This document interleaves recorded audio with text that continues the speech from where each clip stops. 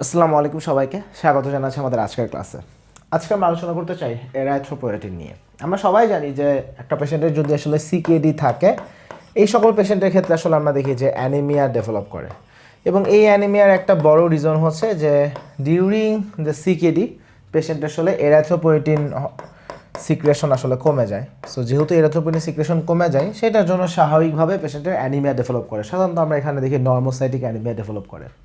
Erythropoietin জিনিসটা কি? এটা আসলে এক ধরনের গ্লাইকোপ্রোটিন। এটা আসলে এক ধরনের গ্লাইকোপ্রোটিন, যেটা আমরা দেখি যে আমাদের কিডনিতে যে রেনাল কর্টেক্স আছে, সেই রেনাল কর্টেক্সের এখানে যে পেরিটিউবিউলার যে ইন্টারস্টিশিয়াম আছে, সেই পেরিটিউবুলার ইন্টারস্টিশিয়ামের এখানে যে ফাইব্রোব্লাস্ট থাকে, সেই ফাইব্রোব্লাস্ট থেকে তারা আসলে প্রডিউসড হয়। তাহলে রেনাল কর্টেক্স, সেখানে যে আমাদের পেরিটিউবিউলার যে ইন্টারস্টিশিয়াম আছে, সেখান থেকে যে ফাইব্রোব্লাস্টগুলো থাকে, সেই ফাইব্রোব্লাস্ট থেকে আমরা দেখি যে এরাথ্রোপয়েটিন রিলিজড হয়। যেই এরাথ্রোপয়েটিন পরবর্তীতে কি করে, সেটা আমরা দেখি যে আমাদের একদম বোন ম্যারোতে চলে যায়। বোন ম্যারোতে চলে গিয়ে সেখানে যে আমাদের এরাইথ্রয়েড যে প্রিকারসার যে সেলগুলো থাকে, সেটার সাথে তারা আসলে অ্যাটাচড হয় এবং সেখানে রেড সেল প্রোডাকশনকে তারা আসলে স্টিমুলেট করে। এখন ক্রনিক কিডনি ডিজিজে আমরা দেখি যে আসলে এরাথ্রোপয়েটিনের প্রোডাকশনই আসলে কমে আসে। সো সেইখান থেকে পেশেন্ট একটা আয়রন ডেফিসিট অ্যানিমিয়া ডেভেলপ করতে পারে।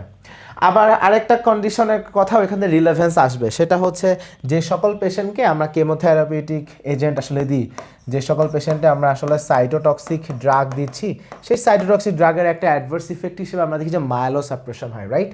সো আমরা দেখি যে মায়োলোসাপ্রেশন, সো এই মাইলোসাপ্রেশন হলে সেখানেও কিন্তু পেশেন্ট আমাদের কাছে অ্যানিমিয়া ডেভেলপ করে।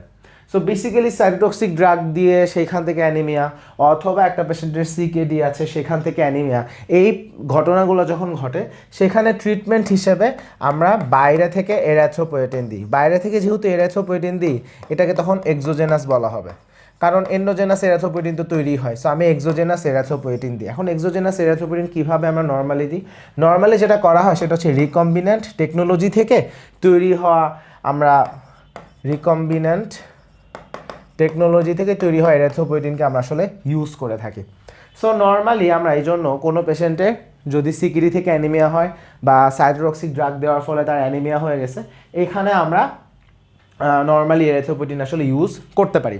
এখন এরাথ্রোপয়েটিন যখন আমরা এখানে ইউজ করতেছি, সেখানে আমাদেরকে কিছু জিনিস মাথায় রাখতে হবে। সেটা কি? নাম্বার ওয়ান কনসার্ন যেটা, সেটা হচ্ছে এরাথ্রোপয়েটিন দিলে তো এক্সেলারেটেডভাবে তো এরাইথ্রোপোয়েসিস হতে থাকবে, রাইট? এখন এরাইথ্রোপোয়েসিস যখন হবে, তখন স্বাভাবিকভাবেই প্রচুর পরিমাণ আয়রন লাগবে, কারণ আয়রনের একটা ডিমান্ড তখন বেড়ে যাবে, আয়রনের ইউজ তখন বেড়ে যাবে। সো যদি এমন হয় পেশেন্টের আগে থেকেই আয়রন স্টোর কম, আগে থেকেই যদি আয়রন কম থাকে, প্রথম কথা ট্রিটমেন্ট ফেল করবে। সো আয়রন স্টোর তার কেমন আছে সেটাকে আগে অ্যাসেস করে নিতে হবে, বা প্রয়োজন হলে তাকে আয়রন সাপ্লিমেন্টও দিতে হবে, বিকজ আদারওয়াইজ পেশেন্টের আয়রন ডেফিসিয়েন্সি ডেভেলপ করতে পারে, অথবা ট্রিটমেন্ট ফেইলারও হইতে পারে। এটা একটা। সেকেন্ড যেটা আমাদের কনসিডারেশন, সেটা হচ্ছে হিমোগ্লোবিন লেভেল আমরা কত নিব? 10 থেকে 12 গ্রাম পার ডেসিলিটার, এর বেশি যেন না হয়। তাহলে এরাথ্রোপয়েটিন যখন আমি ট্রিটমেন্ট পারপাসে দিচ্ছি, এখানে কোনোভাবেই যেন হিমোগ্লোবিন লেভেল 10 থেকে 12 গ্রাম পার ডেসিলিটার এর উপরে যেন না যায়। এর উপরে গেলে প্রবলেম কি হবে? এর উপরে গেলে আমরা আসলে যেটা দেখি, নাম্বার ওয়ান প্রবলেম হচ্ছে এক্সেলারেটেড হাইপারটেনশন হয়। সো হাইপারটেনশন হয়, এবং সেই হাইপারটেনশন থেকে পরবর্তীতে দেখা যাচ্ছে পেশেন্টের এনসেফালোপ্যাথি, হাইপারটেনসিভ এনসেফালোপ্যাথি হতে পারে, পেশেন্টের দেখা যাচ্ছে সিজারও ডেভেলপ করতে পারে। সো এটা একটা সমস্যা। আবার দেখা যাচ্ছে অনেক পেশেন্টের ক্ষেত্রে থ্রম্বোটিক কোনো একটা কিছু হয়ে গেল, সো একটা থ্রম্বোসিস হয়ে যেতে পারে। সো এইগুলোর একটা রিস্ক থাকে। সো এই কারণে আমরা পেশেন্টের ক্ষেত্রে 10 থেকে 12 গ্রাম পার ডেসিলিটার এর উপরে যেন হিমোগ্লোবিন না যায়, এইভাবে আমাদেরকে আসলে আগাইতে হবে। এখন এরাথ্রোপয়েটিন তো মোটামুটি বেসিক আলাপ এটাই, কিন্তু আমাদের এরাথ্রোপয়েটিন কিছু সাইড ইফেক্টস আমাদেরকে জানতে হবে, যে এরাথ্রোপয়েটিনের কিছু কমন কিছু সাইড ইফেক্টস আছে, তাহলে সেই সাইড ইফেক্টগুলো কি? তাহলে কমন সাইড ইফেক্টস অফ এরাথ্রোপয়েটিন। তো সবার আগে যেটা বলবো সেটা হচ্ছে এক্সেলারেটেড হাইপারটেনশন, যেটা একটু আগে অলরেডি বলেছি যে এক্সেলারেটেড হাইপারটেনশন দেখা যাচ্ছে যে যদি আমরা হিমোগ্লোবিন লেভেলটাকে একটু বেশি করে ফেলি, বা এখানে আসলে দেখা যাচ্ছে হাইপারটেনশন হইতে পারে এবং সেখান থেকে আমাদের এনসেফালোপ্যাথি হতে পারে, হাইপারটেনসিভ এনসেফালোপ্যাথি হতে পারে, পেশেন্টের ক্ষেত্রে সিজার ডেভেলপ করতে পারে। সো এইটা আমাদের একটা প্রবলেম। নেক্সট যেটা প্রবলেম সেটা হচ্ছে পেশেন্টের একটা বোন এক। এখন বোনে কেন ব্যথা হয়? যেহেতু আমি এরাইথ্রোপয়েটিন দিচ্ছি, এরাইথ্রোপয়েটিন দিলে তো বোন ম্যারো ওভার স্টিমুলেটেড হবে, বোন ম্যারো বেশি বেশি করে এরাইথ্রোপোয়েসিস করবে। সো তখন দেখা যাচ্ছে বোন ম্যারোতে হাইপার সেলুলারিটি হইতে পারে, hyper সেলুলারিটি in the bone marrow. So ওই মোমেন্টে পেশেন্টের এখানে একটা বোনই পেইন ডেভেলপ করতে পারে, তাহলে এখান থেকে একটা বোন এক পেশেন্টের এখানে হইতে পারে। নেক্সট যেটা সেটা হচ্ছে flu like symptoms, flu like symptoms. So কিছু পেশেন্টের ক্ষেত্রে আমরা ফ্লু লাইক সিমটমস আসলে পাইতে পারি, এটা ভেরি মাচ কমন, যে লাইক একটা নর্মাল ইনফ্লুয়েঞ্জাতে যেরকম একটু করায় যায়, একটু ড্রাই কাফ থাকতে পারে, এরকম একটু ফ্লু লাইক সিমটমস আসলে অনেক পেশেন্টের থাকে। আর একটা কমন সাইড ইফেক্ট হচ্ছে স্কিন র্যাশ, অথবা কারো কারো ক্ষেত্রে আর্টিকারিয়াও হইতে পারে। সো কথা হচ্ছে এখানে কেন স্কিন র্যাশ হবে, এখানে কেন আর্টিকারিয়া হবে? সো বেসিক কথা হচ্ছে অনেক পেশেন্টের ক্ষেত্রে একটা হাইপার সেন্সিটিভিটি রিয়াকশন ডেভেলপ করতে পারে। যেহেতু আমি তাকে একটা বাইরে থেকে একটা রিকম্বিনেন্ট টেকনোলজির একটা এরাইথ্রোপয়েটিন দিচ্ছি, এইটার এগেনস্টে একটা হাইপার সেন্সিটিভিটি রিয়াকশন ডেভেলপ করতে পারে, যেই কারণে পেশেন্টের একটা স্কিন র্যাশ বা আর্টিকারিয়া আসলে ডেভেলপড হইতে পারে। এটা আমরা এখানে পাইতে পারি। নেক্সট অ্যাডভার্স ইফেক্ট কি, সেটা হচ্ছে আমাদের এটা very much important, very important. সেটা কি? Pure red cell aplasia, pure red cell aplasia. So what happens here? কেন রেড সেল অ্যাপ্লাসিয়া হবে? সো ব্যাপারটা অনেকটা এরকম যে যখন আমি বাইরে থেকে তাকে একটা রিকম্বিনেন্ট টেকনোলজিতে বানানো এরাথ্রোপয়েটিন পুশ করতেছি, এই এরাথ্রোপয়েটিনকে হোস্ট ইমিউন সিস্টেম এটাকে ফরেন পার্টিকেল হিসেবে অ্যাড্রেস করে এবং সেইটার এগেনস্টে সে অটো অ্যান্টিবডি প্রডিউস করে ফেলে, অটো অ্যান্টিবডি না সরি অ্যান্টিবডি প্রডিউস করে ফেলে। তখন যেটা হচ্ছে আমাদের হোস্ট ইমিউনিটি, আমাদের এই যে এরাথ্রোপয়েটিন যেটা আছে রিকম্বিনেন্ট এরাথ্রোপয়েটিন, এই রিকম্বিনেন্ট হিউম্যান এরাথ্রোপয়েটিন, এটা এভাবে লেখে রিকম্বিনেন্ট হিউম্যান এরাথ্রোপয়েটিন, সরি আমরা এটাকে লিখি রিকম্বিনেন্ট হিউম্যান এরাথ্রোপয়েটিন। সো এই হিউম্যান এরাথ্রোপয়েটিন এগেনস্টে একটা অ্যান্টিবডি ফর্মেশন হয় এবং সেটা এটাকে কমপ্লিটলি নষ্ট করে ফেলবে।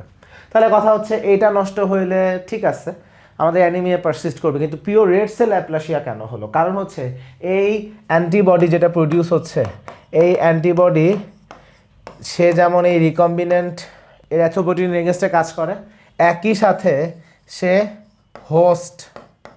হোস্টের যেই ইপিও আছে, কারণ কিছু ইপিও তো এখনও প্রডিউস হয়, সেটাকেও সে নষ্ট করে ফেলে, মানে এন্ডোজেনাস এক্সোজেনাস দুইটা এরাথ্রোপয়েটিনকে সে নষ্ট করে ফেলে। সো কমপ্লিটলি এরাথ্রোপয়েটিন একদম জিরো হয়ে গেল।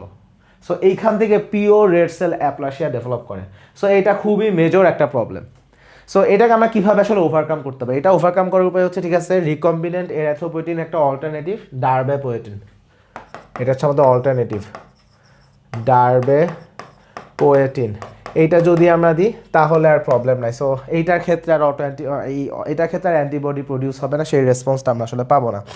সো এইটা আমরা আসলে পাইতে পারি। আর একটা কি, সেটা হচ্ছে যদি এমন হয় যে লাইক আরবিসি অনেক বেশি প্রডিউস হয়ে গেছে, ওই যে হিমোগ্লোবিন লেভেল খুব বেশি হয়ে গেল। সো যদি এমন হয় যে প্যাকড সেল ভলিউম কনসেন্ট্রেশন অনেক বেশি বেড়ে গেছে, সো এরকম জায়গায় অনেক সময় পেশেন্ট থ্রম্বোসিস ডেভেলপ করতে পারে।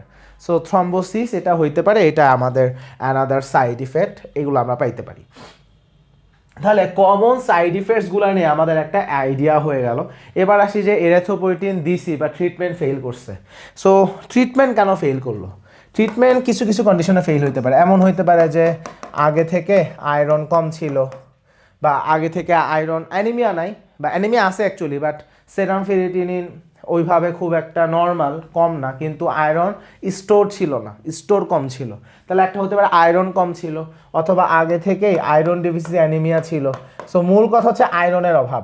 আয়রনের অভাব যদি হয়, ট্রিটমেন্ট ফেল করবে। কারণ যখন আমার এরাইথ্রোপয়েটিন দিব সেটার জন্য তো আমরা দেখবো যে এরাইথ্রোপোয়েসিস বেড়ে যাবে, তো সেটার জন্য তো র ম্যাটেরিয়ালস হিসেবে তো প্রচুর পরিমাণ আয়রন দরকার। সো আয়রন যদি কম থাকে ট্রিটমেন্ট ফেল করবে। সেকেন্ড যেটা সেটা হচ্ছে dose inadequate. Inadequate dose. So কোনো পার্সন যদি এরকম যে হয় যে তার যেই ডোজে আসলে দরকার সেই ডোজে সে ট্রিটমেন্ট নেয় নাই, সো অথবা আমরাই ট্রিটমেন্ট নেয় নাই বলতে আমাদেরই ফেইলার যে আমরা সঠিক ডোজে তাকে ট্রিটমেন্ট দিতে ফেল করছি। সো ইন দ্যাট কেস পেশেন্টের কিন্তু ট্রিটমেন্ট আসলে ফেইলার হবে। তাহলে যেটা আমরা বললাম যে আয়রন ডেফিসিয়েন্সি এটা একটা কজ, তারপরে ইনঅ্যাডিকুয়েট ডোজ এটা একটা কজ। আর কি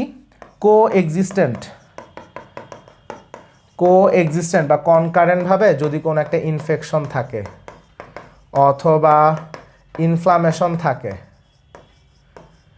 কোএক্সিস্টেন্ট কোনো ইনফেকশন বা কোএক্সিস্টেন্ট কোনো ইনফ্লামেশন যদি অনগোয়িংভাবে থাকে তখনও আসলে ট্রিটমেন্ট ফেইলার হবে।